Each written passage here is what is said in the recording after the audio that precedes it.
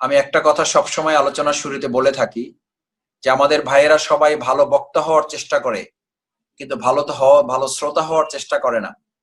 পৃথিবীর সমস্ত ভালো বক্তাদের আমাদের মতো দুর্বল বক্তা না, যারা সবচেয়ে শ্রেষ্ঠ দায়ী ভালো বক্তা, আল্লাহর দিনের যারা ভালো আলোচক, তাদের প্রথম কথা হচ্ছে ভালো বক্তা হতে হলে আগে ভালো শ্রোতা হতে হবে। ভালো বক্তা হতে হলে আগে ভালো পাঠক হতে হবে। ভালো পাঠক হওয়া ছাড়া, ভালো শ্রোতা হওয়া ছাড়া ভালো বক্তা হওয়ার কোনো সুযোগ নেই, কোনো সম্ভাবনা নেই।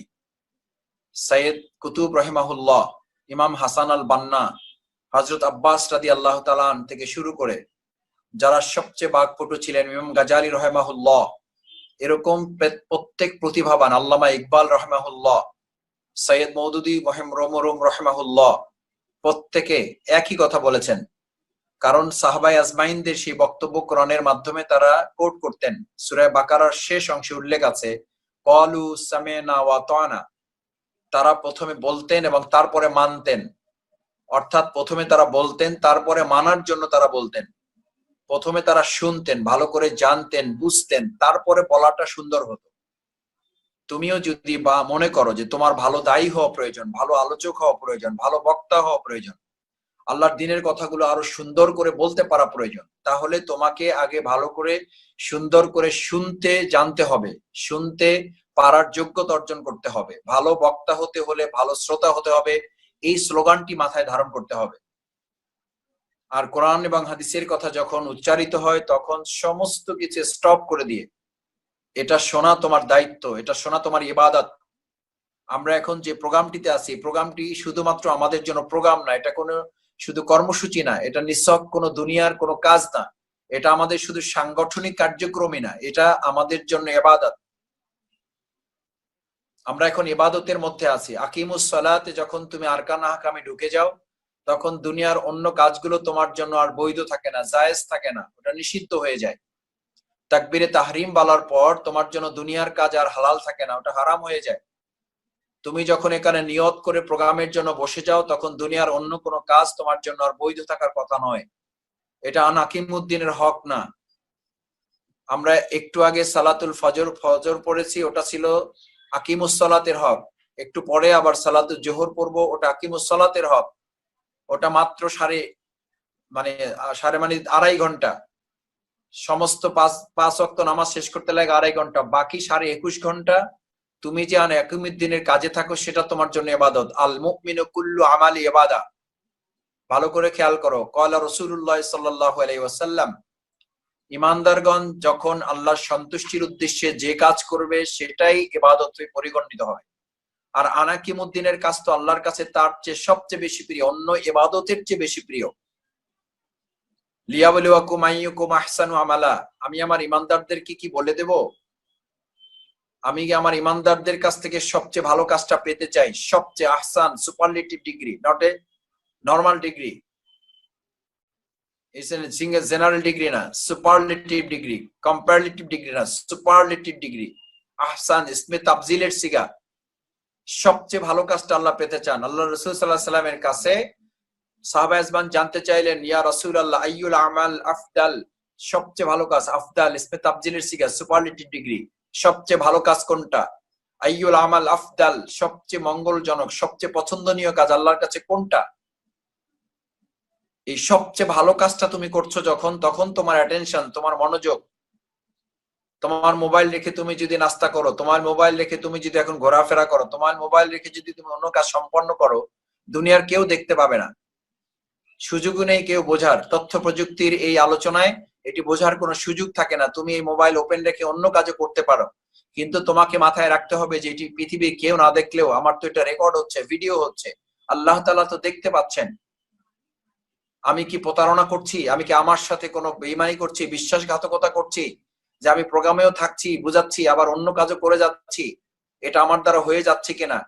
শাহাদাত ছিল কাম্য যাদের, তারা এই আত্মপ্রতারণা, আত্মপ্রবঞ্চনা, আত্মপ্রতারিত, বেঈমানি, বিশ্বাসঘাতকতা থেকে তাদের নিজেদেরকে তারা মুক্ত রাখার সর্বোচ্চ চেষ্টা করতেন এবং এই দিক থেকে তারা পরিপূর্ণ মুক্ত ছিলেন। তারা আত্মপ্রতারিত ছিলেন না, তারা ইসলাম কর্তৃক পরিচালিত ছিলেন। ইসলাম তাদের জীবনের সবচেয়ে বড় ঝান্ডা ছিল আল্লাহর ভয়ে তাদেরকে সব সময় আড়ষ্ট করে রাখতো। সেজন্য আমি প্রথমে তোমাদেরকে অনুরোধ করব, প্রোগ্রাম চলাকালীন সময় যার আলোচনায় চলুক, আলোচনাটিকে যথার্থভাবে ধারণ করা, এই জন্য যে তুমি একজন ভালো দায়ী হওয়ার সিদ্ধান্ত নিচ্ছ, তুমি সদস্য, তুমি চূড়ান্ত শপথের অধিকারী। এখন তোমাকে চূড়ান্ত ভাবে আল্লাহর জমিনে নিজেকে পেশ করার জন্য তুমি চেষ্টা করছো। সেই চেষ্টায় আদর্শ দায়ী হতে হলে আদর্শ শ্রোতা হতে হবে, পারফেক্ট বক্তা হতে হলে পারফেক্ট শ্রোতা হতে হবে। আমি প্রথম এই কথাটি এই জন্য বলেছি যে আজকে তথ্য প্রযুক্তির এই আলোচনা বা এই প্রোগ্রামের সময় লক্ষ্য করা যায় যে প্রথম প্রোগ্রাম শুরু হয় 150 দিয়ে, পরে থাকে 50, মাঝখানে 100 নাই। অথবা আমরা প্রোগ্রামেও থাকি, পরিবারেও থাকি, প্রোগ্রামেও থাকি, আমি আমার কাজেও থাকি, প্রোগ্রামেও থাকি, আমার নাস্তাও চলে, প্রোগ্রামেও থাকি, আমি আমার সাংসারিক বা আমার ব্যক্তিগত বা আমার একাডেমিক কাজও আমি পরিচালনা করে ফেলছি ফাঁকে।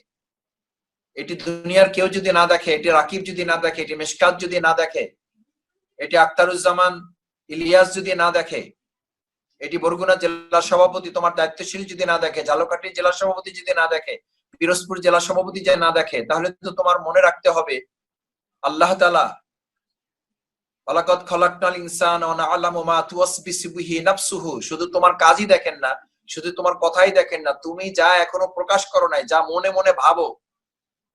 ওয়ালাকাদ খালাকনাল ইনসানা ওয়া না'লামু মা তুওয়াসবিসু বিহি নাফসুহু,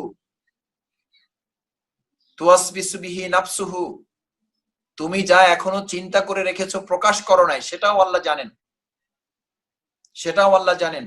লিল্লাহি মা ফিস সামাওয়াতি ওয়া মা ফিল আরদি ওয়া ইন তুবদু মা ফি আনফুসিকুম আও তুখফুহু ইউহাসিবুকুম বিহিল্লাহ, তোমার কাছে এখনো যা গোপন, গোটা পৃথিবীর কাছে এখনো যা গোপন, ইউহাসিবুকুম বিহিল্লাহ, সেটারও হিসাব আল্লাহর কাছে দিতে হবে। খুব ভয়ঙ্কর কথা সদস্য ভাইয়েরা, খুবই ভয়ঙ্কর কথা। ইউহাসিবুকুম বিহিল্লাহ, যা এখনো গোপন আছে সেটারও হিসাব আল্লাহর কাছে দিতে হবে, যা প্রকাশিত হয় নাই, যা তুমি নিজে এখনো করো নাই, শুধু চিন্তা করেছো। ইজিয়া তালাক্কাল ইয়ামিন ও ইজিয়া তালাক্কাল শিমাল, তোমার ডানে এবং বামে এরকম সংরক্ষকারী আছেন যারা প্রত্যেকটা রেকর্ড করছেন, প্রত্যেকটা কথা রেকর্ড করছেন, লিখে রাখছেন।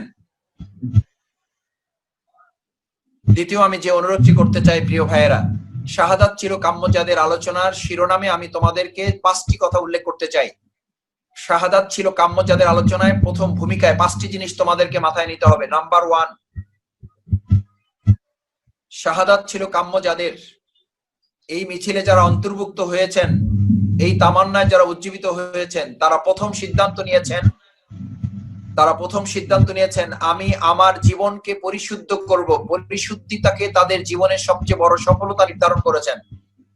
কদ আফলাহা মান তাযাক্কা, কদ আফলাহা মান যাক্কাহা, পরিশুদ্ধিতা ছাড়া শাহাদাতের প্রশ্নই ওঠে না। আল্লাহ তাআলা তার বাগান থেকে সবচেয়ে সুন্দর ফুলটি তার আরশে আজিম সাজানোর জন্য গ্রহণ করেন। দুনিয়ার এই জিন্দেগিটা হচ্ছে আল্লাহ তাআলা সাজানো বাগান। এই বাগান থেকে সেই ফুলটি নেবেন যেই ফুলটি সবচেয়ে সুগরান, সুরভিত, সুন্দর, সুশোভিত এবং সমস্ত কলুষতা থেকে মুক্ত। তাকে ছাড়া তুমি শত চেষ্টা করেও শাহাদাতের তামান্না তো দূরের কথা, শাহাদাতের ধারে কাছেও তুমি পৌঁছতে পারবে না। আর শাহাদাতের তামান্না ছাড়া তোমার কোনো কাজ আল্লাহর কাছে আমল হিসেবে তা গ্রহণযোগ্য হবে না। খুবই শক্ত কথা। প্রথমে তুমি ধারণ করো শাহাদাতের তামান্নায় প্রথম তোমাকে পরিশুদ্ধিতা অর্জন করা, আত্মশুদ্ধি, নফসে মুতমাইন ছাড়া কেউ শাহাদাত অর্জন করতে পারে না, শাহাদাতের মর্যাদায় নিজেদেরকে উন্নীত করতে পারে না। নফসে মুতমাইন হতে হবে তোমাকে।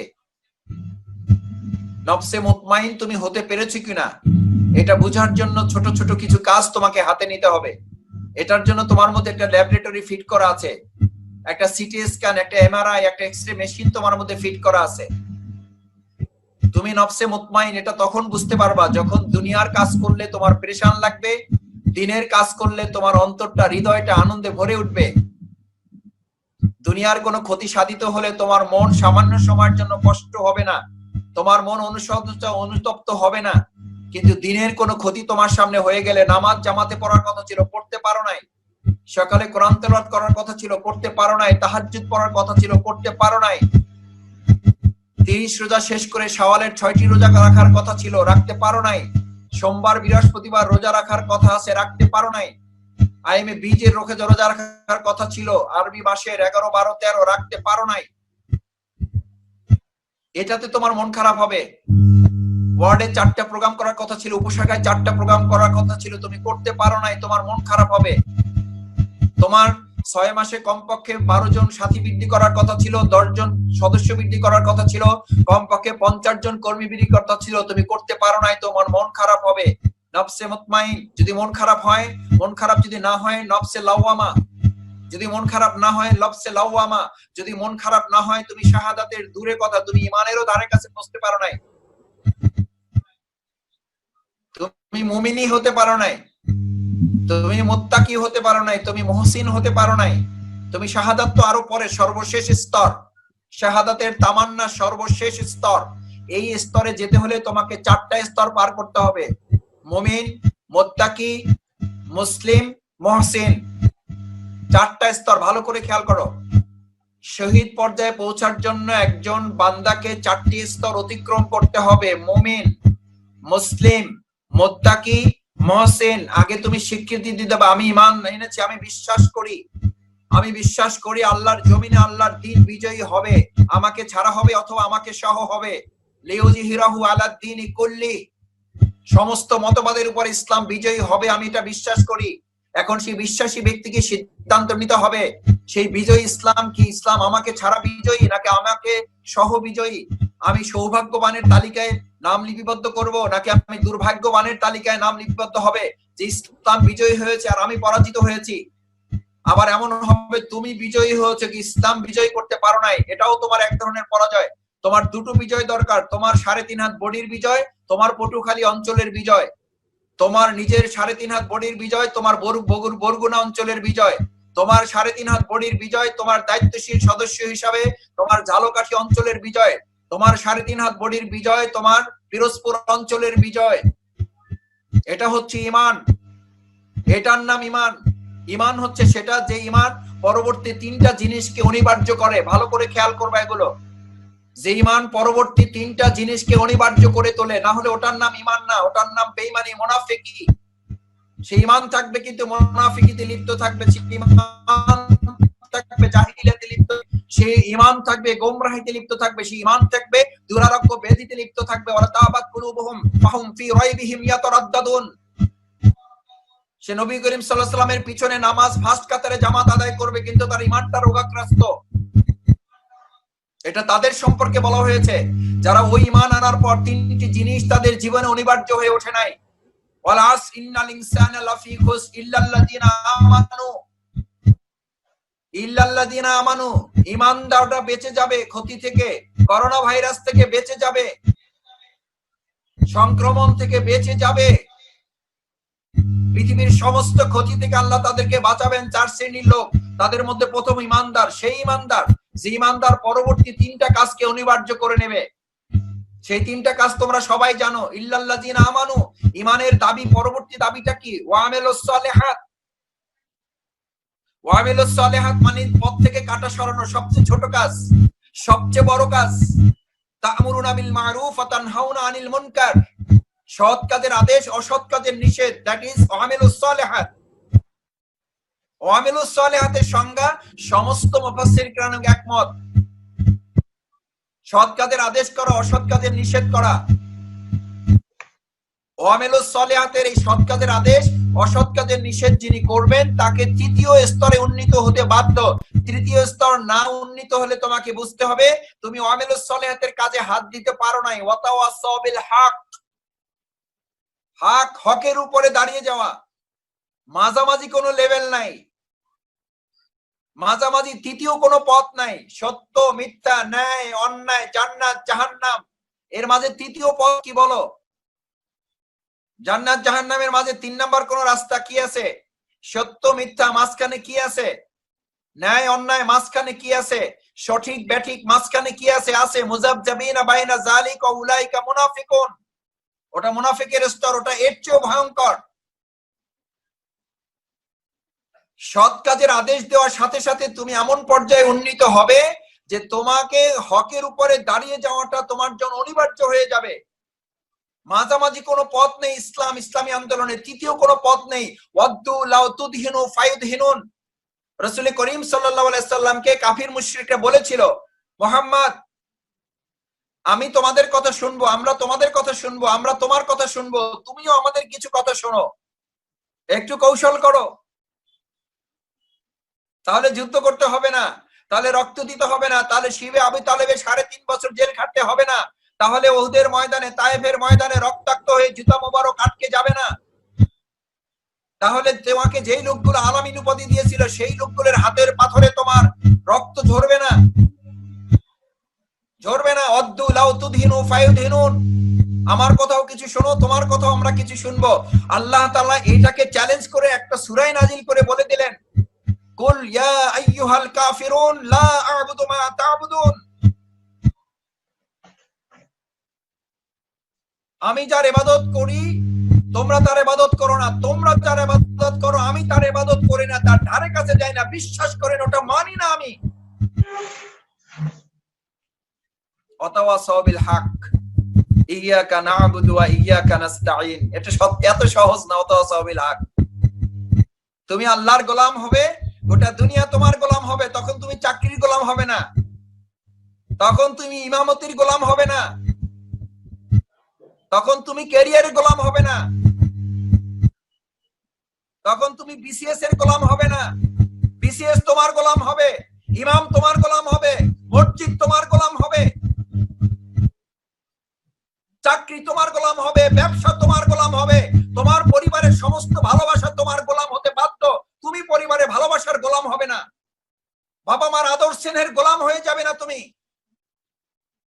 বাবা মার খেদমত করা আর বাবা মার গোলামি করা এক কথা নয়। আমাদের গোলামি করার সিদ্ধান্ত আল্লাহর কাছে ওয়াদা করেছি, ইয়াকা না'বুদু, একমাত্র তোমার গোলামি করে আর কারো নয়। ফালা তুতিউহুমা, এই ক্ষেত্রে আমার বাবা মা আত্মীয় স্বজন ভাই বোন পরিবার বর্গ নেতা যার যা আছে যেখানে আসে আমরা কারো দাসত্ব করি। এটার নাম ওয়াতাওয়াসাউ বিল হক। সাওবিল হক, এই সাওবিল হকের কাজ যারা তৃতীয় কাজ যারা করবেন, চতুর্থ কাজ তাদের কাছে আসতে বাধ্য। না আসলে তোমাকে বুঝতে হবে তুমি সাওবিল হকের রাস্তায় এখনো পায়ে রাখতে পারো নাই। ওয়াতাওয়াসাউ বিস সবর।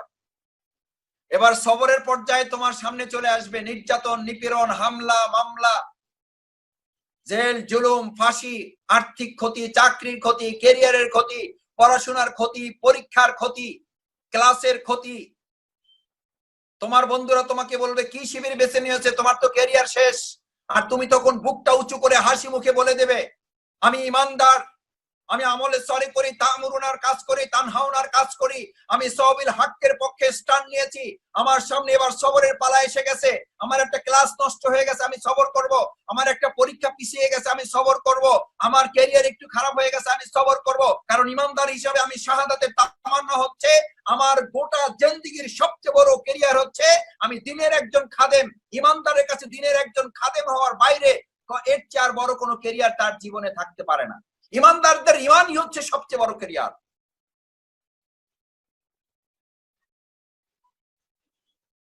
মনে করবা মাসুদ ভাই ক্যারিয়ার অর্জন করে ক্যারিয়ারের বিরুদ্ধে বক্তৃতা করছেন।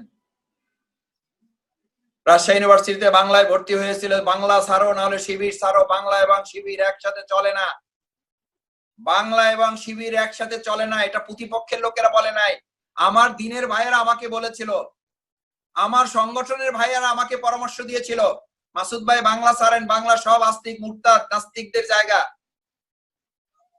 আপনি বাংলা পড়লে শিবির করতে পারবেন না, আর শিবির করতে চাইলে বাংলা ছাড়তে হবে, বাংলা রাখতে পারবেন না। আলহামদুলিল্লাহ, আল্লাহ আমার অহংকার মাফ করুন, চ্যালেঞ্জ করে বলেছিলাম বাংলাও পড়বো শিবিরও করব, বাংলার সর্বোচ্চ জায়গায় আসীন হব। ইসলামী ছাত্র শিবিরের আমার সাধ্য মতো সর্বোচ্চ খেদমত ছাত্র শিবিরকে দেওয়ার চেষ্টা করবো। আলহামদুলিল্লাহ, আল্লাহ তার এই গুনাহগার গোলামের প্রতি দয়া করেছেন, গোলামের প্রতি দয়া করেছেন আর বরকত দিয়েছেন আমার এই কঠিন সিদ্ধান্ত। ওয়াতাওয়াসাবিল হক, আমি হকের উপর সত্যভাবে দাঁড়িয়ে থাকার চেষ্টা করেছিলাম। আল্লাহ আমাকে ক্যারিয়ারের উপরে সবচেয়ে বড় ডিগ্রি দিয়েছেন। আল্লাহ তাআলা খেদমতের জন্য ইসলামী ছাত্র শিবিরের আপনাদের কেন্দ্রের একজন কর্মী হিসেবে আমাকে কবুল ও মঞ্জুর করেছেন। এটা সাওবিল হক। এটা সাওবিল হক। ক্লাস ফাঁকি দিয়ে মিছিল করেছি, কোন রকম প্রেজেন্টটা দিয়ে স্যারদের অনুমতি নিয়ে ক্লাস থেকে বাইরে চলে এসেছি। বন্ধু বান্ধবকে বলে এসেছি নোটটা করবা, পরে এসে আমি তোমার কাছ থেকে নিয়ে নিব। কত ক্লাস যে করার সুযোগ হয় নাই, 2 বছর তো পরীক্ষাই দেয় নাই। আমার বের হওয়ার কথা 1999-তে, আমি বের হয়েছি 2001 সালে। কি ক্ষতি হয়েছে আমার, কি ক্ষতি হয়েছে আমার ক্যারিয়ারের কি ক্ষতি হয়েছে? আমার ডক্টরেট ডিগ্রি দিয়ে তো আমি এখন কিছু করে খাই না, আলহামদুলিল্লাহ। ডক্টরেট ডিগ্রির সাথে আমার পেশার এখন কোনো সম্পর্ক নেই। আমার ডক্টরেট ডিগ্রি যখন আমি নিয়েছি তখন আল্লাহকে বলেছি এই ডিগ্রি দিনের জন্য, ইসলামের জন্য, আল্লাহর জমিন, আল্লাহর দিন প্রতিষ্ঠার জন্য আমার ডিগ্রি দরকার। আমার সুপারভাইজারকে আমি বলেছিলাম যে স্যার আমার জন্য না, আমার দিনের জন্য দরকার, আমার ইসলামী আন্দোলনের জন্য দরকার, আল্লাহ সন্তুষ্টি অর্জনের জন্য আমার ডিগ্রি দরকার। আমার ক্যারিয়ার লাগবে, আমার চাকরির জন্য ডিগ্রি দরকার নেই, আমি কিছু একটা করে খেতে পারবো। ছাত্র ভাইয়েরা, আমার সদস্য ভাইয়েরা, আমি দেখি কখনো কখনো আমরা কেউ কেউ প্রেশান, বিসিএস না করলে আমার জীবন চলবে না, ডিসিএসপি না হতে জীবন চলবে না, ফোকাস কোচিং করতে না পারলে, পটুয়াখালী না ছাড়লে আমি বড় হতে পারবো না, ডাক্তার হতে না পারলে আমার জীবন অচল। ডাক্তার ইঞ্জিনিয়ার উপরে শাহাদাতের তামান্না নির্ভর করে না, নিশ্চয়ই আমাদেরকে ডাক্তার হতে হবে, ইঞ্জিনিয়ার হতে হবে, কিন্তু তার আগে আপনাকে গোলাম হতে হবে। গোলাম হওয়া ছাড়া যে ডাক্তার, গোলাম হওয়া ছাড়া যে ইঞ্জিনিয়ার, গোলাম হওয়া ছাড়া যে শিবিরের সদস্য, তার কোনো মূল্য আল্লাহ আল্লাহ রসুলের কাছে, ইসলামী আন্দোলনের কাছে হতেই পারে না, প্রশ্নই ওঠে না। এটা অবান্তর, অবাস্তব, অকল্পনীয়।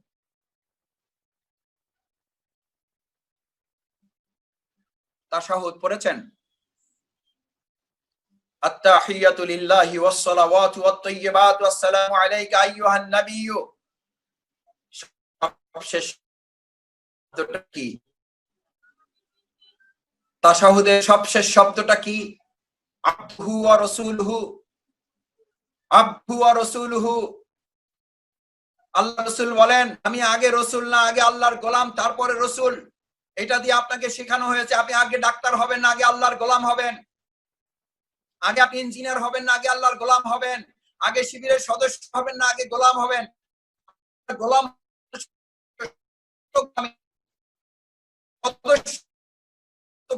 জন্য ইন্না সলাতি ওয়া নুসুকি ওয়া মাহইয়ায়া ওয়া মামাতি লিল্লাহি রাব্বিল আলামিন, এই স্লোগান সদস্যদের না, এই স্লোগান আল্লাহর গোলামের সংজ্ঞা, আল্লাহর দাসত্বের সংজ্ঞা। আবদুহু ওয়া রাসূলুহু। আল্লাহ রসুল বলেন আমি রসুল পরিচয় দিতে যত গর্ববোধ করি, তার চেয়ে আল্লাহর গোলাম, আমি আল্লাহর দাস, আমি আল্লাহর চাকর, আমি এটা পরিচয় দিতে সবচেয়ে বেশি গর্ববোধ করি। আপনি ডাক্তার পরিচয় দিতে, ইঞ্জিনিয়ার পরিচয় দিতে, পটুয়াখালী বিজ্ঞান প্রযুক্তি বিশ্ববিদ্যালয়ের অমুক সাবজেক্টের মেধাবী ছাত্র, এটা পরিচয় দিতে যত গর্ববোধ করবেন, অহংকার বোধ করবেন, তার চেয়ে বেশি অহংকার বোধ করবেন, উচ্চ স্বরে ঘোষণা করবেন আমি আল্লাহর দাস, আমি আল্লাহর গোলাম, আমি আল্লাহর চাকর। কারণ এই গোলাম, এই চাকর হওয়া ছাড়া আপনার ওই মেধাবী ছাত্র হওয়াতে আল্লাহর কিচ্ছু যায় আসে না, কিচ্ছু যায় আসে না। আল্লাহ রসুল রসুলের পরিচয় দেওয়ার আগে বলেছেন আবদুহু ওয়া রাসূলুহু, আমি আগে আল্লাহর গোলাম, তারপরে রসুল।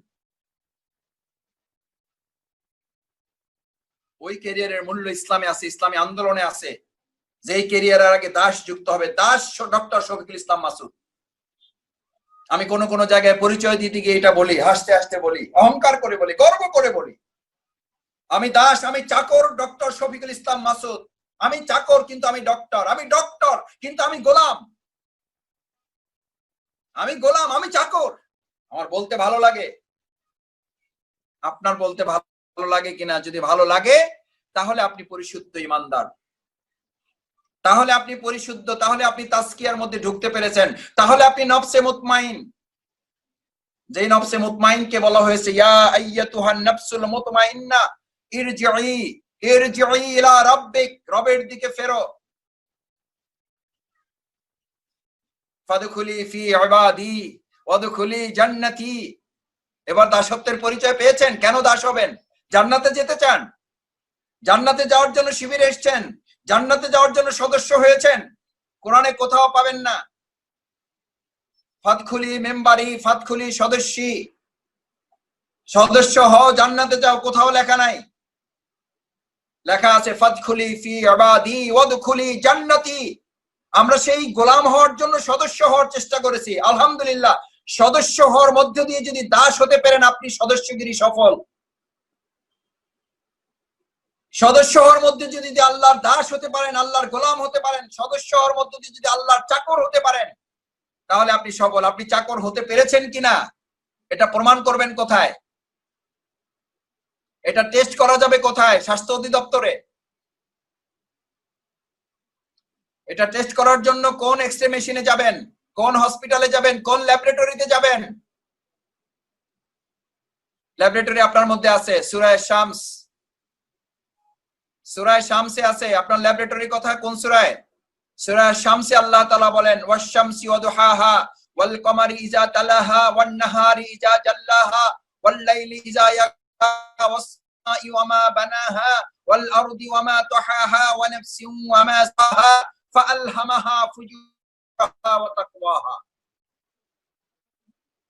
জন্মগতভাবে আপনাকে ল্যাবরেটরি দিয়ে সেট করা হয়েছে। ল্যাবরেটরিতে আপনি নিজেই বুঝতে পারবেন যে আপনার নফসে মুতমাইন তৈরি হয়েছে কিনা। ফাসাদ কাসিয়াতুকা ওয়ারাতকা হাসানাতুকা। ল্যাবরেটরিতে যাওয়ার পর রিপোর্টটা চলছে, তুমি ভালো কাজ করো, তাতে যদি তোমার আনন্দ হয় তাহলে তুমি ফাআনতা মুমিন, তাহলে ঠিক আছে তোমার ঈমান, তাহলে তোমার সদস্যগিরি ঠিক আছে, তুমি গোলাম হয়েছো আল্লাহর। ওয়াসাদ কাসাইয়াতুকা, করার পর তোমার মনটা যদি অনুভূতিতে, অনুতপ্ত, অনুশোচনায় ভরে ওঠে, একটা কাজ, একটা খারাপ কাজ, একটা অশ্লীল কাজে সম্পৃক্ত হয়ে যায়, শয়তানের ওয়াসওয়াসায় পড়ে। আমি কিছুদিন নিষ্ক্রিয় ছিলাম, 2-4 দিন রিপোর্ট রাখতে পারি নাই, নামাজ কোনো কারণে কাজা হয়ে গেছে, জামাত ঠিক মতো আদায় হয় নাই, 30 দিন আমার 25 দিন কোরআন অধ্যয়ন হয়েছে, 5 দিন হয় নাই।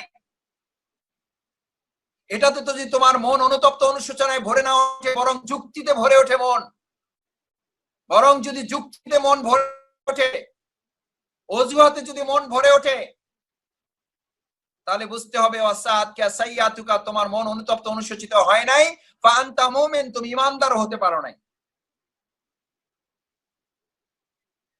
ইউনিটে 4টা প্রোগ্রাম করার কথা, উপশাখায় 4টা প্রোগ্রাম করার কথা, জেলাগুলোতে জেলা বৈঠক হওয়ার কথা, নিসাব ঠিকমতো দেওয়ার কথা, ইয়ানত ঠিকমতো আদায় করার কথা, কর্মী বৃদ্ধি করার কথা, সহযোগী বৃদ্ধি করার কথা, শুধু শুভাকাঙ্ক্ষী বৃদ্ধি করার কথা, এই সংকটকালীন মুহূর্তেও সংগঠনকে সক্রিয় রাখা। আমি পারি নাই তার মানে, আমি পারি নাই তার মানে আমার মধ্যে অনুতপ্ত অনুশোচনাও নাই, বরং ভাই আপনি কেন পারেন নাই? ভাই আমার অনেক সমস্যা, অনেক অজুহাত, অনেক যুক্তি আছে আমার। মনে পড়ে যুক্তি পেশ করেছিল কে আর সিজদা করেছিল কারা? আদম আলাইহিস সালামকে সিজদা করার জন্য বলা হলে সর্দারের, ফেরেশতাদের সর্দার ইবলিস আনুগত্য করেছিল না যুক্তি পেশ করেছিল? সিজদা করার নির্দেশ শোনার পরে আনুগত্য করেছিল নাকি অজুহাত পেশ করেছিল? হযরত আদম আলাইহিস সালামকে সিজদা করার নির্দেশ দেওয়ার পরে আনুগত্য করেছিল নাকি নিজের অহমিকা, আত্ম অহংকার, গর্ববোধ করেছিল? মনে পড়ে কি বলেছিল? আবা ওয়াস্তাকবার ওয়া কানা মিনাল কাফিরিন। 80 লক্ষ বছরের ইবাদতওয়ালা একজন মানুষ একটা আনুগত্য লঙ্ঘন করে সে হয়ে গেল ফেরেশতাদের সর্দার থেকে ইবলিসের সর্দার, শয়তানের সর্দার হয়ে গেল। 80 লক্ষ বছরের ইবাদত তার পকেটে থাকা সত্ত্বেও একটা আনুগত্য লঙ্ঘন করার কারণে ফেরেশতাদের সর্দার থেকে ইবলিসের সর্দার। শাহাদাতের তামান্নায় যারা উজ্জীবিত তাদেরকে এই আত্ম অহমিকা, আমি অমুক ইউনিভার্সিটির ছাত্র, আমি অমুক কলেজের অমুক সাবজেক্টের ছাত্র, বাংলায় পড়ে কি বোঝে, ইসলামী স্টাডিজে পড়ে কি বোঝে, কামেলে পড়ে কি বোঝে, তাকিলে ফাজিলে পড়ে, মাদ্রাসায় পড়ছে কি বোঝে, বিজ্ঞান জানে না, কেমিস্ট্রি জানে না, রসায়ন জানে না, বায়োলজি জানে না, সাইকোলজি জানে না, কি জানে? উনি পলিটিক্যাল সায়েন্সে পড়ে, উনি কি বুঝবে? পটুয়াখালী কলেজে পড়ে, উনি কি বুঝবে? ঝালকাঠি কলেজে পড়ে, উনি কি জানে? আর আমার রাসূল সাল্লাল্লাহু আলাইহি সাল্লাম তো কোনো মাদ্রাসা, কোন স্কুল কলেজেই পড়েন নাই। আল্লাহ তাআলা তো তোকে সবকিছু জানিয়ে দিয়েছেন এবং যার মাধ্যমে জানিয়েছেন সেটা তো আমার আপনার কাছে আছে। মহাগ্রন্থ আল কোরআন তিবিয়ানাল লিকুল্লি শাইইন, সবকিছুর বর্ণনা যার মধ্যে আছে, কোরআন আছে, বিজ্ঞান আছে, সায়েন্স, ম্যাথমেটিক্স আছে, সোসিওলজি আছে, জিওলজি আছে, জুলজি আছে, সব আছে। একজন শাহাদাতের তামান্নায় উজ্জীবিত ব্যক্তি আত্ম অহংকার, আত্মমর্যাদায় ফেটে পড়তে পারে না, অহমিকায় ফেটে পড়তে পারে না। ওয়ালা তামশি ফিল আরদে মারাহান, সে জমিনে গর্ব বলে চলাফেরা করে না। এক নাম্বার বলেছি পরিশুদ্ধ জীবন, নফসে মুতমাইন। 2 নাম্বার হলো আত্ম অহংকার, আত্মমর্যাদায় সে নিজেকে ভাসিয়ে তোলে না, সে সবাইকে বড় মনে করে, নিজেকে ছোট মনে করে। 3 নাম্বার, একজন শহীদের পরিকল্পনা যার থাকে, শাহাদাতের তামান্না যাদের ছিল, আমাদের শাহাদাতের তামান্না যাদের ছিল, তারা পরচর্চার পরিবর্তে নিজেকে সমালোচনা করতেন বেশি, নিজের সংশোধনে তারা বেশি ব্যস্ত থাকতেন। আজকের এই জমানায় সবচেয়ে সহজ কাজ হচ্ছে অন্যের সমালোচনা করা, আজকের এই জমানায় সবচেয়ে কঠিন কাজ হচ্ছে নিজেকে সংশোধন করা। শাহাদাতের তামান্নায় উজ্জীবিত যারা ছিলেন, তারা এই সিদ্ধান্তটি তার নিজের জীবনে প্রথম বাস্তবায়ন করেছেন, যে আমি অন্যের সমালোচনা করার আগে নিজের সংশোধনে মন দেব। আপনি সিদ্ধান্ত নিন, অন্যের সমালোচনা করার আগে নিজেকে সংশোধন করার সিদ্ধান্ত বাস্তবায়ন না করলে শাহাদাত ছিল কাম্য যাদের, তাদের তালিকায় আপনি ধারে কাছেও যেতে পারবেন না, ওই মিছিলই আপনি যোগ দিতে পারবেন না, ওই কাতারই আপনি শামিল হতে পারবেন না, ওই রাস্তার পথিকে আপনি হতে পারবেন না। শাহাদাতের তামান্নায় উজ্জীবিত যারা ছিল, ওই রাস্তার পথিক হতে হলে অন্তত আপনাকে অন্যের সমালোচনা বন্ধ করে নিজের সংশোধনে নজর দিতে হবে। কারণ নিজের সংশোধন করা ছাড়া আপনি আল্লাহ তাআলার এই ফুটন্ত গোলাপ, যে গোলাপের বাগান থেকে তার আরশে আজিমের জন্য মাঝে মধ্যে এরকম ওয়াত্তাখিযা মিনকুম শুহাদা, কিছু সংখ্যক বান্দাকে শহীদ করবেন, সেরকম পরিশুদ্ধ শহীদ আপনি না হতে পারলে, আপনার অনেক সিদ্ধান্ত টার্গেট থাকলেও আপনি শাহাদাতের তামান্নায় নিজেকে বাস্তবায়ন করতে পারবেন না। সেজন্য আজকে থেকে সিদ্ধান্ত, আমরা অন্যের সমালোচনা বন্ধ করব, আমরা অন্যের সমালোচনা বন্ধ করব, নিজের সংশোধনে আমি আমার সময় ব্যয় করব, আগে আমার সংশোধনে আমি মনোযোগ দেব। সূরা রাদের 11 নম্বর আয়াত, ইন্নাল্লাহা লা ইউগাইয়িরু মা বিকওমিন হাত্তা ইউগাইয়িরু মা বিআনফুসিহিম। তুমি যদি তোমার পটুয়াখালীর পরিবর্তন চাও, তুমি যদি তোমার ঝালকাঠির পরিবর্তন চাও, তুমি যদি তোমার পিরোজপুরের পরিবর্তন চাও, বরগুনার পরিবর্তন চাও, আল্লাহ তাআলা নীতিমালা বলে দিয়েছেন। যারা মদিনা রাষ্ট্রের পরিবর্তন চেয়েছিল, সোনার মদিনা চেয়েছিলেন, তারা আগে সোনার মানুষ হয়েছিলেন, তারপর সোনার মদিনা হয়েছিল। যারা মক্কা বিজয় চেয়েছিলেন, তাদের আগে শাহাদাতের তামান্নায় নিজেদেরকে সংশোধন করেছিলেন, তারপরে মক্কা বিজয় হয়েছিল রক্তপাতহীন। আপনার পটুয়াখালী রক্তপাতহীন বিজয় হবে যদি আপনি নিজেকে সংশোধন করতে পারেন। এটা ফার্স্ট প্রায়োরিটি, এটা প্রথম পদক্ষেপ। শাহাদাতের তামান্নায় উজ্জীবিত যারা ছিল, তারা এই পদক্ষেপ নিয়েছেন। হযরত সালামা রাদিয়াল্লাহু তাআলা 16 বছর বয়স, ইনফরমেশন তথ্য বিভাগের দায়িত্ব পালন করেন। রাসূল সাল্লাল্লাহু আলাইহি সাল্লাম ছোট এরকম ইনোসেন্ট একটা মানুষকে তথ্য বিভাগের দায়িত্ব পালন করার জন্য দায়িত্ব দিয়েছেন। সমস্ত বড় বড় কাফির মুশরিকদের তাবু থেকে তিনি তথ্য সংগ্রহ করে নিয়ে আসেন। ছোট মানুষ তো কেউ বুঝতে পারে না।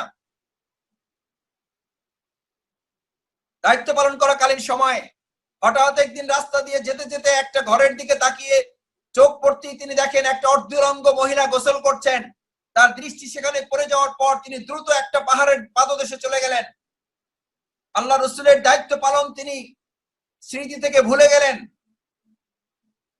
যে গুনাহ তার চোখের মাধ্যমে হয়েছে, যে চোখ তার গুনাহ করেছে, যে অর্ধুলঙ্গ মহিলার দিকে তার চোখ অনিচ্ছাকৃতভাবে কেন গেল, কেন এটা তিনি সংরক্ষণ করতে পারেন নাই, এই গুনাহ থেকে তিনি কেন বাঁচতে পারেন নাই, তাকে দিয়ে কি সংগঠনের দায়িত্ব হবে, কি সংগঠনের দায়িত্ব তিনি পালন করবেন?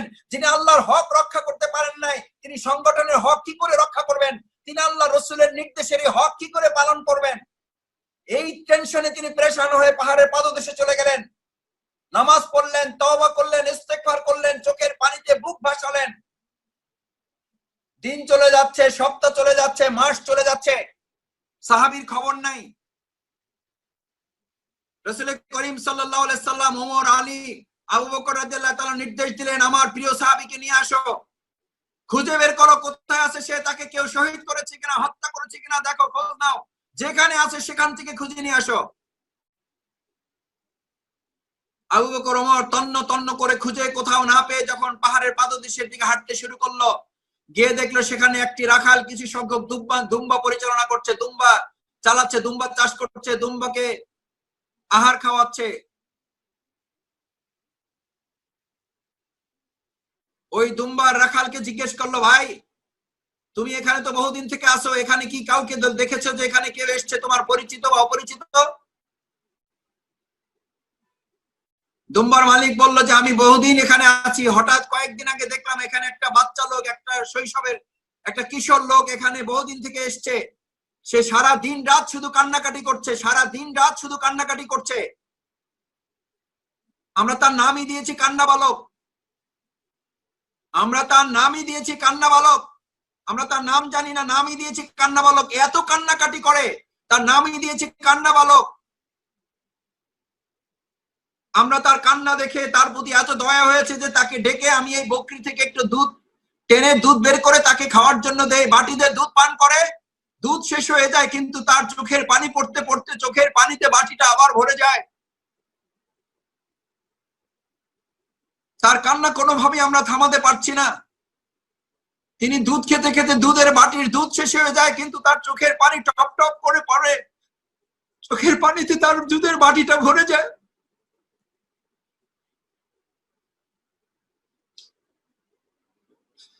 আবু বকর ওমর রাদিয়াল্লাহু তাআলা আনহু সন্দেহ হলো এ হবে আমাদের সেই সাহাবী। বললেন কোথায় আছে, প্রমাণ করার জন্য, দেখার জন্য তারা দূর থেকে অপেক্ষা করলেন। সন্ধ্যা হয়ে গেল, সন্ধ্যা একবার সকালে একবার নামেন দুধ পান করার জন্য। তারা ডাক দিলে তিনি নেমে আসেন, নেমে আসছেন, দুধের বাটি দিয়েছেন, কাঁদতেছেন, চোখের পানি ফেলতেছেন।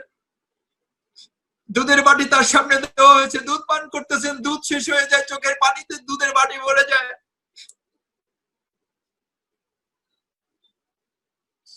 কি অপরাধ করেছেন, কি অন্যায় করেছেন, নফসের সাথে তার কি সমস্যা হয়েছে? শুধু একবার দৃষ্টি গিয়েছে, একটা দৃষ্টি গিয়েছে একটা অর্ধরঙ্গ মহিলার প্রতি, তাও ইচ্ছাকৃত না, অনিচ্ছাকৃত। ইচ্ছাকৃত ভাবে আমি শফিকুল ইসলাম মাসুদ আমার চোখের কত আমানতের খেয়ানত করি।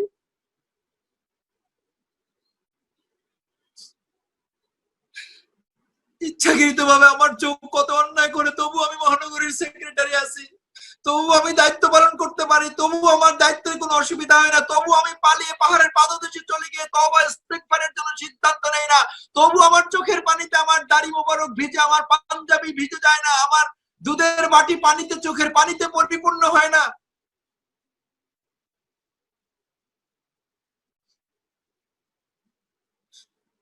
আবু বকর ওমর রাদিয়াল্লাহু তাআলা দূর থেকে দেখে চিনে ফেললেন, এ তো আমাদের সেই প্রিয় সাহাবী। না খেয়ে খেয়ে এত শুকনো হয়ে গেছে, চেহারাগুলো পরিবর্তন হয়ে গেছে, তাকে দেখলে চেনাই যাচ্ছে না। দুধ পান করার পর যখন সাহাবী উপরে পাহাড়ের পাদদেশে চলে যাবেন, আবু বকর ওমর দৌড়ে গিয়ে সাহাবীর কাছে হাজির, হাজির দিয়ে বলেন, আসসালাতু ওয়াসসালামু আলাইকা।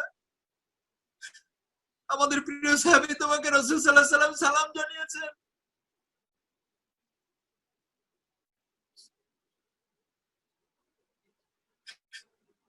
সাহাবী বসা অবস্থায় ছিলেন, শুয়ে পড়েছেন, শুয়ে পড়ে অজ্ঞান হয়ে পড়েছেন, সেন্সলেস হয়ে পড়েছেন, সেন্সলেস হয়ে পড়েছেন। সাহাবীরা ভয় পেয়ে গেলেন, না জানি দুর্বলতার কারণে মারা গেছেন, এতদিন না খেয়ে খেয়ে আছেন, অসুস্থতায় হয়তো মৃত্যুবরণ করেছেন। চেষ্টা তদবির করে মাথায় হাত দিয়ে একটু দোয়া টোয়া পড়ে তাকে আবার তার জ্ঞান ফেরানোর চেষ্টা করলেন। জ্ঞান ফিরে আসতে জিজ্ঞাসা করলেন, সাহাবী কি হয়েছে আপনার? বলছে, আপনাদের দেখে আমি ভয় পেয়ে গেছি, আমার জন্য কি কোরআনের কোন আয়াত নাজিল হয়েছে যে আমি মুনাফিক হয়ে গেছি, কাফির হয়ে গেছি, বেঈমান হয়ে গেছি? রাসূল সাল্লাল্লাহু আলাইহি ওয়াসাল্লাম কি আমাকে সেই দুঃসংবাদ দেওয়ার জন্য আপনাদেরকে পাঠিয়েছেন? আমার কি ঈমান শেষ হয়ে গেছে? আমার জন্য কি জাহান্নামের ফয়সালা হয়ে গেছে? আল্লাহর রাসূলকে কি জিবরাইল সে কথা জানিয়ে দিয়েছেন?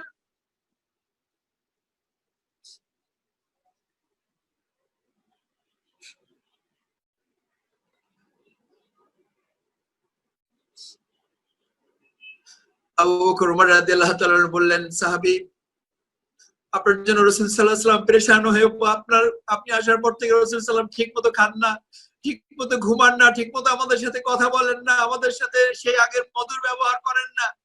আপনি চলুন আমাদের সাথে, আল্লাহ রাসূল সাল্লাল্লাহু আলাইহি ওয়াসাল্লাম আপনাকে যেতে বলেছেন। বলছে, আমি ততক্ষণ যাব না যতক্ষণ আল্লাহর পক্ষ থেকে ফয়সালা না আসবে যে আমার গুনাহ আমাকে মাফ করে দেওয়া হয়েছে, আমার একটা গুনাহ আমাকে মাফ না করা হয়েছে, ততক্ষণ পর্যন্ত আমি দায়িত্বে সম্পৃক্ত হব না। কারণ আমি আল্লাহর হক রক্ষা করতে না পারলে আমি সংগঠনের হক কি করে রক্ষা করব? শাহাদাত ছিল কাম্য যাদের, যাদের শাহাদাত কাম্য ছিল তারা এতটা গুনাহমুক্ত থাকার চেষ্টা করতেন। আপনার চেষ্টা কেমন? আপনার উদ্যোগ কেমন? এর কাছাকাছি, এর ধারে কাছে কি আমি শফিকুল ইসলাম মাসুদ যেতে পেরেছি? শহীদ হতে চাইলেই শহীদ হওয়া যায় না। আমাদের শহীদ শফিক, আমাদের শহীদ হামিদ, শহীদ আব্দুল জব্বার, শহীদ মুস্তাফিজ, রাজশাহী ইউনিভার্সিটিতে সেই শহীদ পরিবারের বাবা মার সাথে আমার বহু কথা বলার সুযোগ হয়েছে। ঢাকাতে শহীদ মুজাহিদ, শহীদ জসিম ভাই যার লাশের উপরে নৃত্য করেছে, যারা শহীদ শিপন হাফেজ যার মুখটাকে দাঁতগুলো ভেঙে দিয়েছিল যখন বলেছিল ভাই আমি একজন কোরআনের হাফেজ, আমাকে তোমরা যাই করো আমার মুখে আঘাত করো না। এটা শোনার পরে শত্রুরা তার মুখে আঘাত করে তার দাঁতগুলো ফেলে দিয়েছিল। তুমি কিসের হাফেজ? তুমি কেন শিবির করো? শহীদ শিপন হাফেজের দাঁতগুলো তার একটা একটা করে ফেলে দিয়েছিল।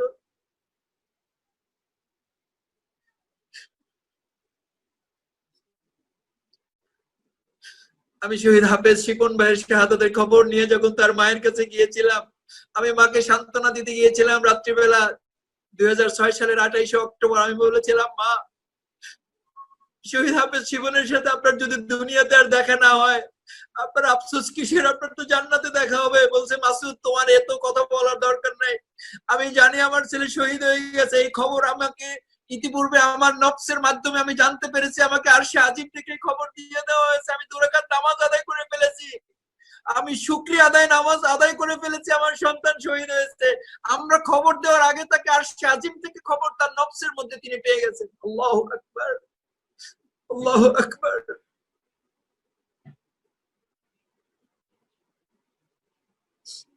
যেমন শহীদ তেমন শহীদের মা।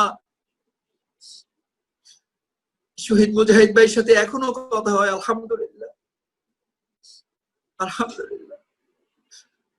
শহীদ মুজাহিদ ভাই তো ওনার মায়ের কাছ থেকে কতবার বিদায় নিয়ে রেখেছেন, ডায়েরিতে লিখে রেখেছেন আমার সাথে দুনিয়াতে আর বেশি দিন দেখা হবে না, আমার সাথে আর যদি দেখা না হয় মা তুমি কান্না করবে না।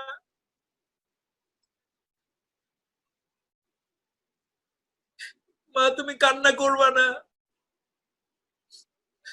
মুজাহিদের বাবা বলেছিল মুজাহিদ তুমি আজকে যেও না। বলেছিল বাবা আমি তো যাব না, আমার সাথে অনেক ভাইয়েরা যাবেন, সিদ্ধান্ত নিয়েছেন, আমি না গেলে তারা যাবে না, আমি না গেলে তো এই ভাইগুলো অনুপস্থিত থাকবে, আমি যাই বাবা তাদের সাথে। বলছে যাও বাবা তাড়াতাড়ি ফিরে এসে। বলছে বাবা আমি আজকে অনেক তাড়াতাড়ি ফিরে আসবো, আমি বেশিক্ষণ ময়দানে থাকবো না, আমার বেশিক্ষণ ময়দানে থাকতে হবে না। কারণ তাহাজ্জুদ পড়ে সে আল্লাহর কাছে চোখের পানি ফেলে বলেছিল আল্লাহ যে ময়দানে যাচ্ছি এই ময়দান থেকে আমি আর ফিরে আসতে চাই না, এই ময়দান থেকে আমি আপনার কাছে চলে যেতে চাই।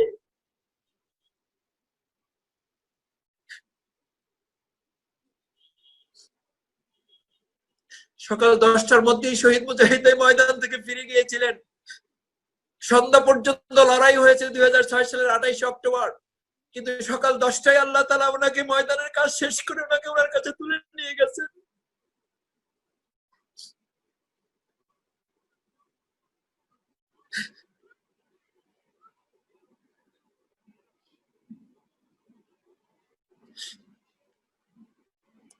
আমার প্রিয় ভাইয়েরা, আমার প্রিয় সদস্য ভাইয়েরা, আমাদের শহীদ মুজাহিদ সদস্য ছিল আপনার মতোই। শহীদ হাফেজ শিপন আপনার মতোই সদস্য ছিল। তারও তো আপনার মতো ক্যারিয়ারের স্বপ্ন ছিল, বাবা মাকে চাকরি করাবেন, বেতন দিবেন, বেতন দিয়ে তাদের খেদমত করবেন, স্বপ্ন ছিল না? কিন্তু সেই স্বপ্নের চেয়ে বড় স্বপ্ন তার জীবনে তিনি সিদ্ধান্ত নিয়েছিলেন আমি দুনিয়াতে খুব চেষ্টা করলে 100 বছরের বেশি তো আমার বাবা মার সাথে থাকতে পারবো না, কিন্তু আমি যদি শাহাদাতের তামান্নায় উজ্জীবিত হয়ে শহীদের কাতারে আমার নাম লেখাতে পারি তাহলে তো যুগ যুগ ধরে অসীম সময়ের জন্য আমি আমার বাবাকে নিয়ে, মাকে নিয়ে, পরিবারকে নিয়ে ওয়ায়ানকালিবু ইলা আহলিহি মাসরুর, আনন্দ চিত্তে আমার পুরো পরিবার নিয়ে আমি জান্নাতে থাকবো। আল্লাহু আকবার, আল্লাহু আকবার। সদস্য যারা তারা শাহাদাতের তামান্নায় উজ্জীবিত হওয়া ছাড়া, শাহাদাতের তামান্নায় উজ্জীবিত হওয়া ছাড়া সদস্য পদের এই হক আদায় করার কোনো সুযোগ আপনার নাই, কোনো সুযোগ নাই। আপনি যে শপথ নিয়েছেন আপনি যে শপথ নিয়েছেন সেই শপথের বাণীটি একবার উচ্চারণ করেন, কুল ইন্না সালাতি ওয়া নুসুকি, অনুসুকি, কুল ইন্না সালাতি, আমার নামাজ, যিনি নামাজি হবেন তিনি কোরবানিওয়ালা হবেন, কোরবানি পেশওয়ালা হবেন, অনুসুকি আমার সব কোরবানি। এই সব কোরবানির মধ্য থেকে আল্লাহ দুটো কোরবানি পরের শব্দ দিয়ে উল্লেখ করেছেন। ওলামায়ে কেরামগণ, মাদ্রাসার বিখ্যাত মেধাবী ছাত্রগণ, বিশ্ববিদ্যালয়ের মেধাবী ছাত্রগণ, দুটো শব্দ অনুসুকি। এবার আপনার কোরবানিটা আল্লাহ কি কিভাবে নেবেন? জীবনের মাধ্যমে নেবেন, মৃত্যুর মাধ্যমে নেবেন। মৃত্যু মানে শাহাদাতের মঞ্চ পর্যন্ত, ফাঁসির মঞ্চ পর্যন্ত আপনাকে যেতে হতে পারে সেই কোরবানি পেশ করতে। অনুসুকি ওয়া মাহইয়া, বেঁচে থাকতে যত ছোট ছোট কোরবানি, বেঁচে থাকতে যত ছোট ছোট হামলা, বেঁচে থাকতে যত ছোট ছোট মামলা, বেঁচে থাকতে যত ছোট ছোট জেল জীবন, বেঁচে থাকতে যত ছোট ছোট হামলা, আওয়ামী লীগ ছাত্রলীগের নির্যাতন নিপীড়ন, বেঁচে থাকতে যত পরীক্ষায় নির্যাতন ফেল করে দেওয়া, বেঁচে থাকতে থাকতে জীবনের যত ক্ষতি, এই সব কিছু মাহিয়া, মাহিয়ার ক্ষতি, মাহিয়ার কোরবানি। সময়ের কোরবানি 3 ঘন্টা সময় দেওয়ার জায়গায় 5 ঘন্টা দিতে পারা, ঘুম বাদ দিয়ে তাহাজ্জুদ পড়তে পারা, এটা মাহিয়ার কোরবানি, এটা মাহিয়ার কোরবানি। আপনার পছন্দ হয় দুপুরে প্রোগ্রাম করতে, সংগঠন বলে বাদ ফজর প্রোগ্রাম করতে, আপনার ঘুম স্যাক্রিফাইস করতে ইচ্ছা করে না, এটা মাহিয়ার কোরবানি, ঘুম স্যাক্রিফাইস করবেন। ফিমা হিব্বা ওয়া কারিহা কলু বায়ানা, যারা শপথ নিয়েছিলেন তারা 4টি জিনিসের শপথ নিয়েছিলেন। কলু বায়ানা, আমরা শপথ নিয়েছি, ফামা আহিব্বা ওয়া কারিহা, আমার কি ভালো লাগে আর ভালো লাগে না সেটি বড় কথা নয়, আমার ভালো লাগা না লাগার মালিক এখন থেকে আখতারুজ্জামান ইলিয়াস, আমার কি ভালো লাগে আর ভালো লাগে না এটার মালিক আমি শফিকুল ইসলাম মাসুদ না, এটার মালিক এখন মহানগরী নুরুল ইসলাম বুলবুল, ডাক্তার শফিকুর রহমান। আমার কি পছন্দ অপছন্দ এটার মালিক আমি না, এটার মালিক এখন ইসলামী আন্দোলন, আমার প্রিয় সংগঠন। আমার কি ভালো লাগে ভালো লাগে না, আমার কি ইচ্ছা অনিচ্ছা, আমার কি পছন্দ অপছন্দ, এটার মালিক আমি না, এটার মালিক এখন থেকে, এটার মালিক এখন থেকে আমার প্রিয় সংগঠন। এটার নাম অনুসুকি, এটার নাম কোরবানি, এটার নাম কোরবানি। পেশ করতে পেরেছেন আপনার ইচ্ছা অনিচ্ছার কোরবানি, ভালো লাগা না লাগার কোরবানি। চাকরি হয়ে গেছে, জয়েন করতে হবে, রাকিব ভাই দোয়া করেন, মিশকাত ভাই দোয়া করেন, বরগুনা শহর সভাপতি, বরগুনা জেলা সভাপতি ভাই দোয়া করেন, আমি অ্যাপয়েন্টমেন্ট পেয়ে গেছি, আসসালামু আলাইকুম, ছুটি দিবেন কিনা জানি না কিন্তু আমি জয়েন করে ফেললাম, দোয়া করেন আমার জন্য। কোরবানি, আপনার কোরবানি এটি। আর ইসলামের কোরবানি হচ্ছে কালো সাহাবী বিয়ে করতে পারেন না, বিয়ে করার জন্য রাসূল সাল্লাল্লাহু আলাইহি ওয়াসাল্লাম পাঠিয়ে দিয়েছেন, যাও বিয়ে করবে না কেন, বিয়ে করবে আমি বলে দিচ্ছি যাও। বলছে আল্লাহর রাসূল আমাকে কে মেয়ে দিবে, কে মেয়ে দেবে আমারে, কে মেয়ে দেবে আমারে? আল্লাহর রাসূল বলে দিলে মেয়ের অভাব। ওয়া আন্নাহু সাওজাইনিজ যাকারা ওয়াল উনসা, আল্লাহর রাসূল বললেন তোমাকে সৃষ্টি করার সময় তোমার জন্য জাওজাইন ঠিক করা হয়েছে, তোমার জন্য মহিলাও ঠিক করা আছে, আমি বলে দিচ্ছি তুমি যাও। ওই সময়ের বিল গেটস সবচেয়ে বড় লোক, আজকের বিল গেটস ওই সময়ের বিল গেটস, আজকের মিস ওয়ার্ল্ড ওই সময়ের মিস ওয়ার্ল্ড, তার কন্যা সন্তান সুন্দরী রমণী, ওই সময়ের শ্রেষ্ঠ সুন্দরী রমণীর জন্য বিয়ের প্রস্তাব কালো সাহাবীর জন্য।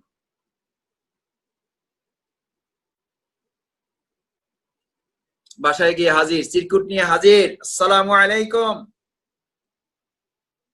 ওয়ালাইকুম সালাম, জি আসেন, কি খবর?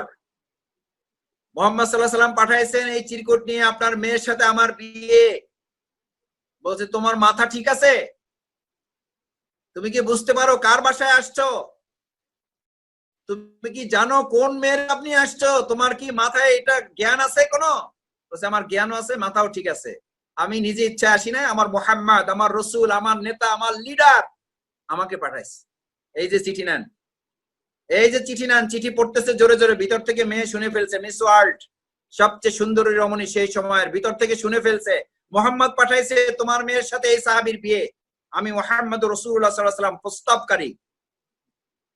আরশে আজিম থেকে তো অনুমোদন হয়ে গেছে, রাসূল সাল্লাল্লাহু আলাইহি ওয়াসাল্লাম চেয়েছেন, এটা হবে না?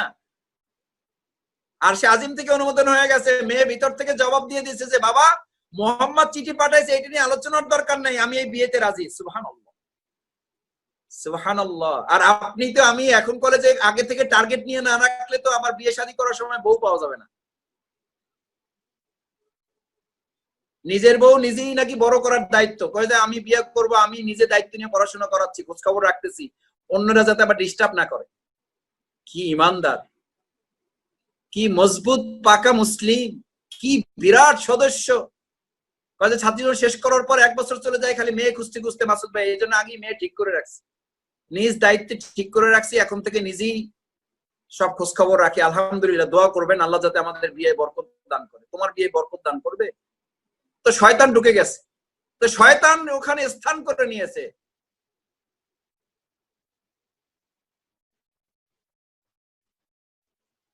জবাব দিয়ে দিয়েছেন, আমার পিতাই বিয়েতে আমি রাজি হয়ে গেছি, আপনি বিয়ের ব্যবস্থা করেন। আল্লাহু আকবার। বাবা বলছেন, কি বলো তুমি, তুমি চেনেও, ছেলে দেখেছো? বলতে আমার ছেলেও দরকার নাই, তার বাবা মার ঠিকানাও জানার দরকার নাই, মোহাম্মদ বলেছেন আমি এটাতে রাজি। বাবা মেয়ে রাজি হয়ে গেলে বাবারা সাধারণত একটু দুর্বল হয় না? মেয়ে রাজি একটু দুর্বল হয়ে যায়, মেয়ে রাজি আমার আর কি, ঠিক আছে। বলছে টাকা পয়সা কিছু আছে, দেনমোহর দিতে পারবা কত? বলছে কিছু দেনমোহর থাকলে কি আপনার কাছে আসতাম, তাহলে বিয়ে আর এক জায়গায় এতদিন হয়ে যেত, কিচ্ছু নাই। বলছে শাড়ি চুরি গয়না কেনার মতো কিছু টাকা পয়সা আছে? বলছে থাকলে তো আপনার মেয়ে বাদ দিয়ে আমি আরেকজন কবে বিয়ে করে ফেলতাম। মেয়ে ভিতর থেকে শুনে বলতেছে যে বাবা এত সব জিজ্ঞেস করার দরকার নাই, আল্লাহ তো তোমাকে বহু কিছু দিয়েছে, তোমার এখান থেকে কিছু দিয়ে দাও, বাজার করে নিয়ে আসুক, দেনমোহর দিয়ে বিয়ে হয়ে যাবে। প্রয়োজনের চেয়ে অতিরিক্ত সম্পদ দিয়ে দিয়েছে ওই সাহাবী, কালো সাহাবী, কালো সাহাবী, নামই কালো সাহাবী। তার মানে বুঝেন কি পরিমাণ কালো। আমি যে কালো, আমারে কালো মাসুদ ডাকেন, আমার চেয়ে অনেক কালো। বাজার করতে গিয়েছেন, বাজারে ঢুকেছেন, দোকান থেকে শাড়ি গয়নাগাটি কিনবেন, কিনতে কিনতে যখন হঠাৎ শোরগোল বাজারে, বাজারে শোরগোল পড়েছে, লোকদের মধ্যে দৌড়াদৌড়ি শুরু হয়ে গেছে। দৌড়াদৌড়ি দেখে কালো সাহাবী দোকান থেকে বের হয়ে আসলেন, বের হয়ে এসে লোকদেরকে জিজ্ঞেস করলেন, ভাইয়েরা কি হয়েছে? বলছে কেন, তোমার কানে কি খবর পৌঁছায় নাই? আমার প্রিয় নবী রাসূল করিম সাল্লাল্লাহু আলাইহি সাল্লামের সাথে কাফির মুশরিকরা যুদ্ধে ডাক দিয়েছেন, রাসূল সাল্লাল্লাহু আলাইহি সাল্লাম ঈমানদারদেরকে যুদ্ধের জন্য প্রস্তুতি গ্রহণের নির্দেশ দিয়েছেন। আমাদের যার কাছে যা আছে তাই নিয়ে যুদ্ধের প্রস্তুতি নেওয়ার জন্য তৈরি হচ্ছি। আমাদের যার কাছে যা আছে সব বিক্রি করে দিয়ে আমরা অস্ত্র কিনছি, তরবারি কিনছি, উট কিনছি, ঘোড়া কিনতেছি, বর্ষা কিনতেছি, খঞ্জর কিনতেছি, ঢাল কিনতেছি। কালো সাহাবী কিছু শাড়ি গয়নাকাটি কিনেছেন, বাকিগুলো এখনো কেনা শেষ হয় নাই। দোকানে আবার ফিরে গিয়েছেন, দোকানদারকে বলছেন, দোকানদার আমার শাড়িগুলো ফিরায় নেন, আমার গহনাগুলো ফিরায় নেন, আমার টাকাগুলো ফেরত দেন, আর আপনি একটু সহযোগিতা করেন। আশপাশে তলোয়ারের দোকান, খঞ্জরের দোকান, বর্ষার দোকান, উটের দোকান, তরবারির দোকান, ঢালের দোকান কোথায় আমাকে একটু বলেন। বলেন যে ভাই আপনার কি হলো, আসছিলেন শাড়ি গয়না কিনতে, এখন কিনবেন তলোয়ার, তলোয়ারের সাথে তো শাড়ির কোনো সামঞ্জস্যতা নেই, আপনি কি আসলে বিয়ে করতে আসছেন না যুদ্ধ করতে আসছেন? বলছে ভাই আমি আসছিলাম বিয়ে করতে, কিন্তু আমার রাসূল যুদ্ধ করার ডাক দিয়েছেন, আমার এখন আর বিয়ে করার কোনো শখ নেই। আমি আল্লাহ রাসূলের নির্দেশ পালন যেমন আনন্দের সাথে বিয়ে করতে এসেছি, ঠিক তার কয়েক শত কোটি গুণ আনন্দ নিয়ে আমি এখন ওই টাকা দিয়ে আমি এখন যুদ্ধের অস্ত্র কিনবো, যুদ্ধ করব, বিজয় হব, তারপর বিয়ে করব, না হলে আমার বাসর আরশে আজিমে আল্লাহর পক্ষ থেকে হবে। আমি আর বিয়ে করতে চাই না, আমি আর সাজ সরঞ্জাম কিনতে চাই না, আমি আর সোনা গয়নাগাটি কিনতে চাই না, আমার টাকা ফেরত দিন। দোকানে গিয়েছে, যুদ্ধ করেছে, শহীদ হয়েছে। কালো সাহাবীর কোন শরীর অঙ্গ প্রত্যঙ্গ বাকি ছিল না নির্যাতন করার। যুদ্ধ করে শহীদ করে তার শরীরটা টুকরো টুকরো করে ফেলা হয়েছে, কাফেররা টুকরো টুকরো করে ফেলেছে। এত শত্রুপক্ষকে হত্যা করেছে যে শত্রুপক্ষ তার উপরে এত ক্ষিপ্ত ছিল যে তাকে শহীদ করার পর তার শরীরটা টুকরো টুকরো করে ফেলে এরকম বাতাসে ভাসিয়ে দেওয়া হয়েছে। রাসূল করিম সাল্লাল্লাহু আলাইহি সাল্লামের কাছে খবর দিলেন, ইয়া রাসূলুল্লাহ, আমরা আমাদের সমস্ত শহীদদের কফিন পেয়েছি, একটা শহীদের কফিন পাচ্ছি না, তার একটা শুধু আঙ্গুল পাচ্ছি, আমরা কে তা জানতে পারতেছি না, তার একটা শুধু আঙ্গুল পাওয়া যাচ্ছে, আঙ্গুলের সাথে কোন শহীদের কফিন মিলতেছে না। রাসূল সাল্লাল্লাহু আলাইহি সাল্লাম বললেন, আঙ্গুলটা নিয়ে আসো, আঙ্গুলটা নিয়ে আসো আমার কাছে।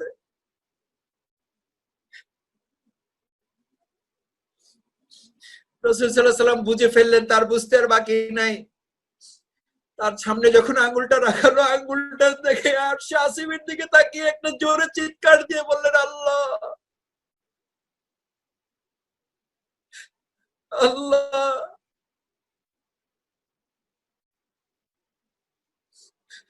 আল্লাহ,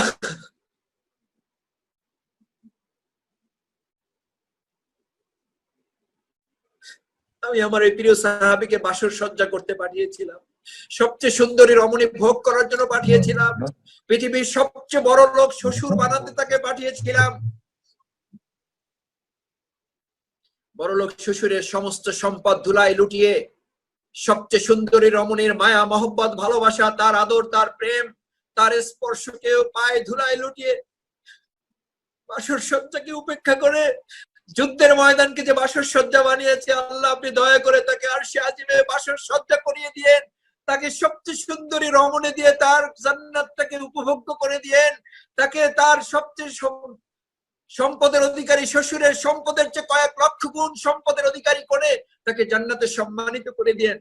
জিবরাইল আমিন এসে বলছেন, ইয়া রাসূলুল্লাহ, ইয়া রাসূলুল্লাহ, আপনার এই সাহাবীর এই আঙ্গুলটা ছাড়া আপনার কাছে আর কিচ্ছু নেই। পুরো বডিটা আল্লাহ তাআলার কাছে আরশে আজিমে পাঠিয়ে দেওয়া হয়েছে, সেখানে তার কফিনের ব্যবস্থা করা হচ্ছে, সমস্ত আরশে আজিমের রহমতের ফেরেশতা তার গোসলের ব্যবস্থা করছেন, গোটা আরশে আজিমে উৎসবের মুখর চলতেছে, ওখানে আনন্দের বন্যা চলতেছে, আল্লাহ তাআলা সমস্ত ফেরেশতাদেরকে আনন্দ করার নির্দেশ দিয়েছেন।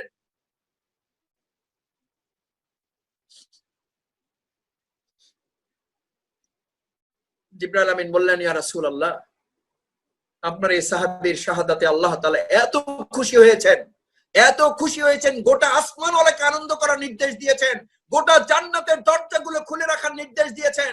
যেই জান্নাতের দরজা দিয়ে খুশি, সেই জান্নাত দিয়ে আমার এই ফেরেশতা, আমার এই সাহাবী প্রবেশ করবে। যে জান্নাত দিয়ে প্রয়োজন, যে জান্নাতের দরজা তার পছন্দ হয়, সেই জান্নাত দিয়ে সে প্রবেশ করবে।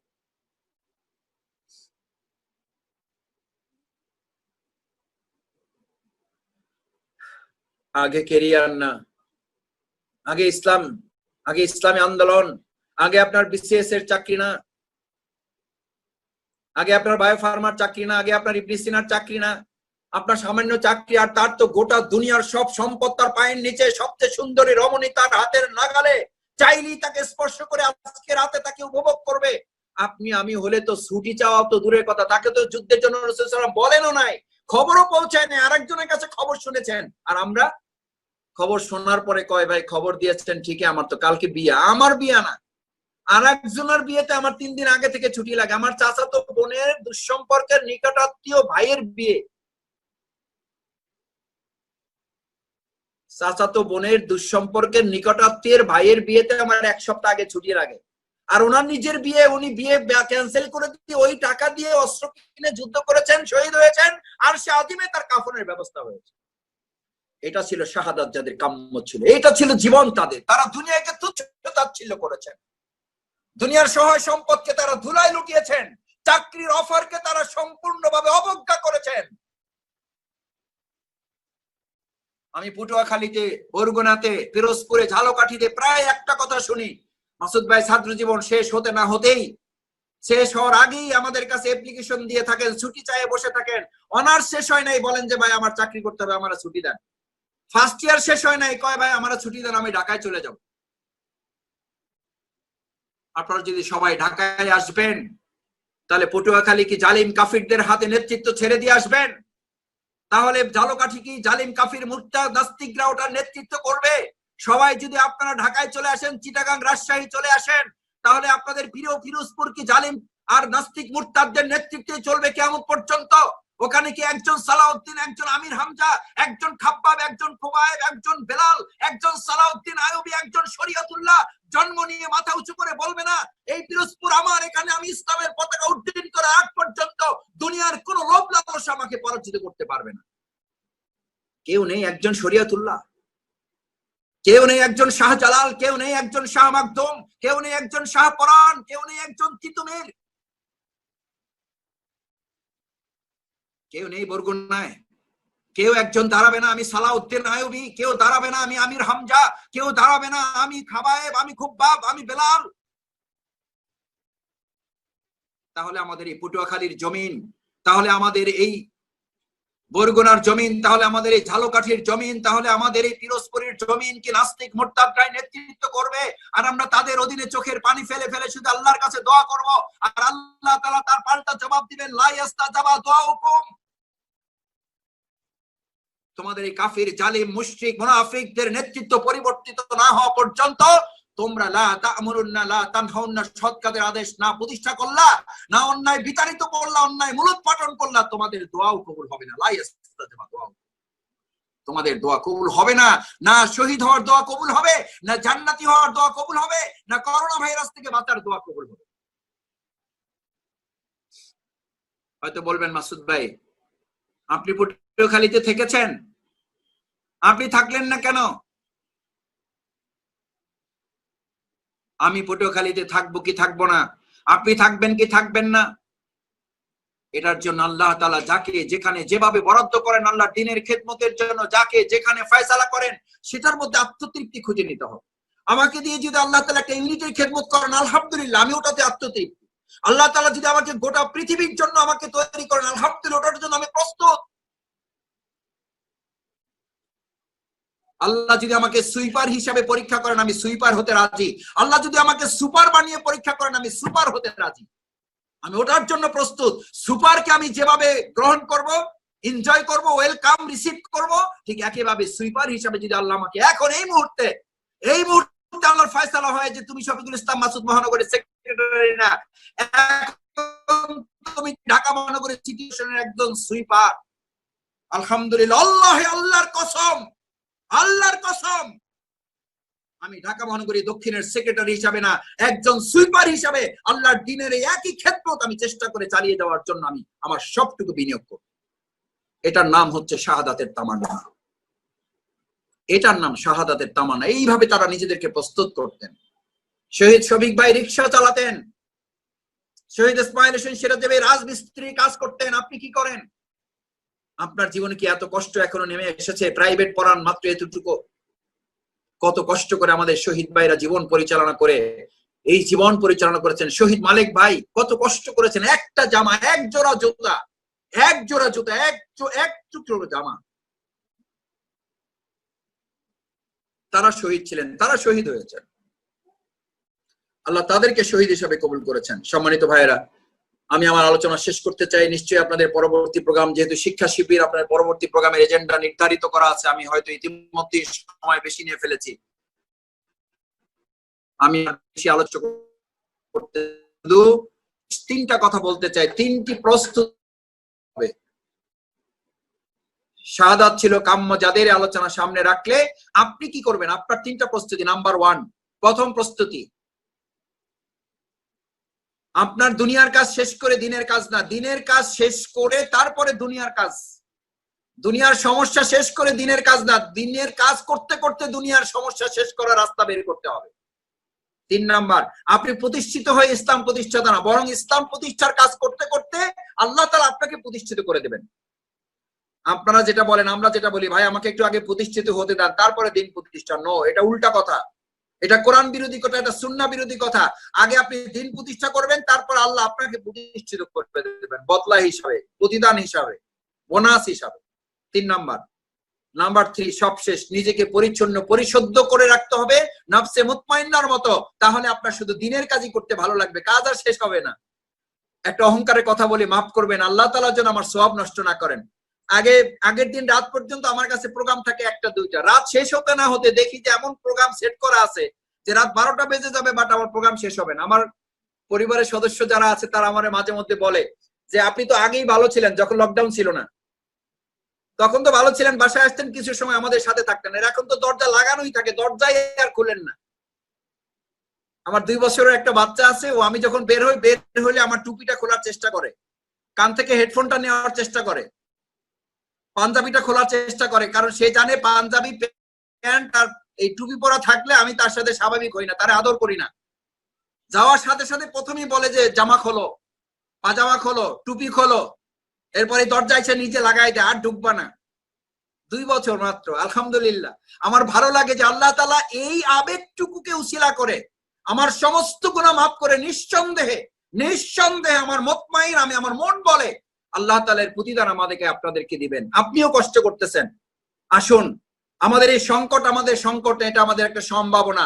এই সংকট পরবর্তী বাংলাদেশ ইসলামের বাংলাদেশ, এই সংকট পরবর্তী বিশ্ব ইসলামের বিশ্ব, এই সংকট পরবর্তী পটুয়াখালী ইসলামের পটুয়াখালী, এই সংকট পরবর্তী পিরোজপুর ইসলামের পিরোজপুর, এই সংকট পরবর্তী ঝালকাঠি ইসলামের ঝালকাঠি, এই সংকট পরবর্তী বরগুনা ইসলামের বরগুনা, সেই পিরোজপুর, সেই পটুয়াখালী, সেই ঝালকাঠির নেতৃত্ব দেওয়ার জন্য আজকের শহীদদের শাহাদাতের তামান্না নিয়ে শহীদ আব্দুল্লাহ জুল বাজাদাইন রাদিয়াল্লাহু তাআলা আনহুর মতো সিদ্ধান্ত নিয়ে ময়দানে যদি কাজ শুরু করে দিতে পারেন, তাহলে ময়দানে আমাদের বিজয় আসবে।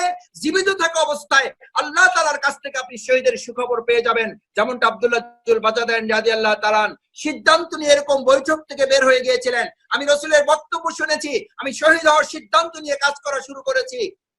অসুস্থ হয়েছেন, 2 মাস পরে অসুস্থ অবস্থায় ইন্তেকাল করেছেন। রাসূল সাল্লাল্লাহু আলাইহি ওয়াসাল্লাম তার জানাজা পড়েছেন, শাহাদাতের সাক্ষী দিয়েছেন।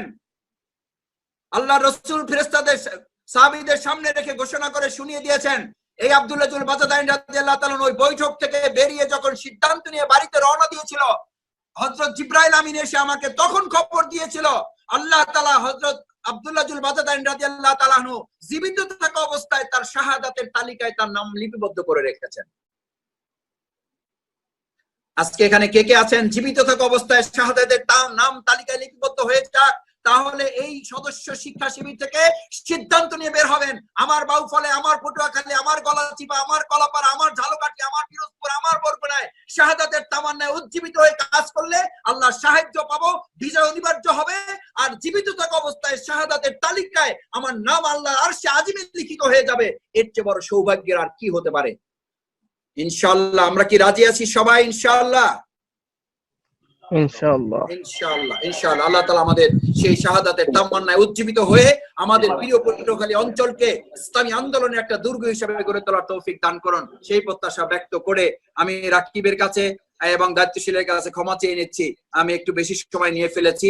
অন্য আলোচক যারা আছেন তারাও যদি কষ্ট পেয়ে থাকেন ক্ষমা সুন্দর দৃষ্টিতে দেখবেন। আমার প্রিয় জেলা, আমার প্রিয় ভাইরা, আমার প্রিয় সাথীরা, প্রিয় সদস্যরা যুক্ত হয়েছে, সেই আবেগে হয়তো বেশি কথা বলেছি। কোনো ত্রুটি হয়ে থাকলে আল্লাহ মাফ করুন, তোমরাও ক্ষমা সুন্দর দৃষ্টিতে দেখবে।